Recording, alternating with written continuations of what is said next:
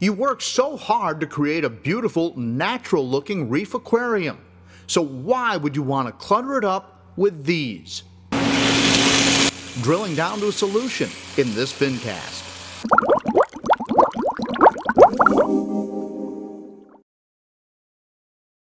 I'm the curator of Cairns Marine, so I'm working in a facility where we house well over 700 to 800 species at any given time.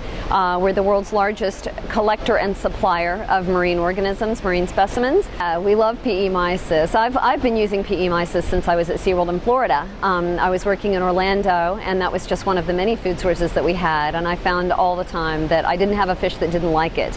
Hi everybody, John here with another Fincast. Today we are at mountaincorals.org. All the corals in this trough are for sale, and they are for a non-profit. They help support the free aquariums that you can see at Center in the Square in Roanoke, Virginia.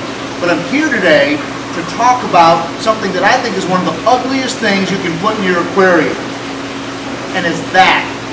That's a frag plug. So when people frag corals, cut them up into little pieces, they glue a piece of coral on that, and then they take that and they put it in their tank. And I think it's crazy for people to think, wow, look at that beautiful coral, and then like completely ignore this. It's bright white, it shows up. To me, it's kind of like going and buying flowers at Walmart and just leaving them in the plastic pots. But today I'm going to show you the best way to use these plugs, put them in your tank, and not see them. The answer is pretty simple. All you need to do is drill a 1/2 inch hole in the live rock. Now it's true that sometimes you can find a natural place in the rock to fit a plug, but this is so easy you might as well just do it. What are the concerns? How many is too many? Well, it's really just, it depends on the spacing. If you put too many close together, it's more likely for it all just to break apart because it will link together and fracture. Okay. How many more do you think we can get in this one? Maybe 1 or 2. All right, let's do it. All right.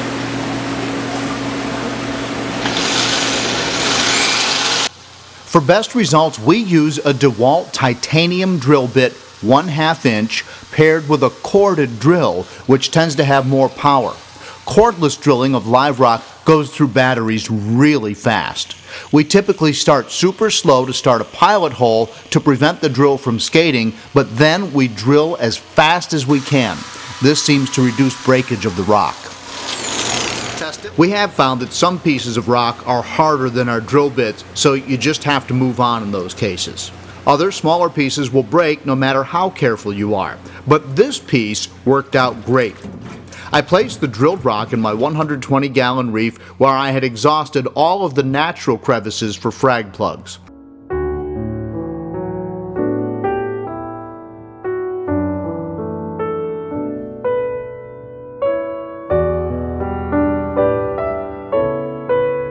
Then I simply dropped in a piece of Stylophora, a single head Blasto, a nice bright green chalice, and a small Duncan coral. After a few hours, they were open and happy in the aquarium, and true, it may be a while before they look natural, but at least the frag plug is not sticking out and distracting the eye from the coral itself. Now granted, they will need to grow out, and the base rock needs to color up a little bit, but this was about as stress-free and foolproof as you can make the process. And also, I should point out, the chances of a fish or a hermit crab or an urchin or something like that of knocking the coral off the rock is minimized significantly. And of course, when you look at the tank, the corals fit in nicely with my long-established reef.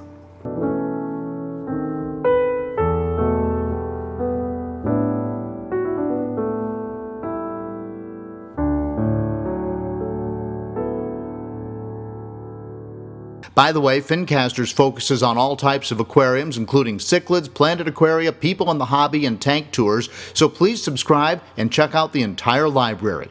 Thanks for watching, and I'll see you in the next Fincast.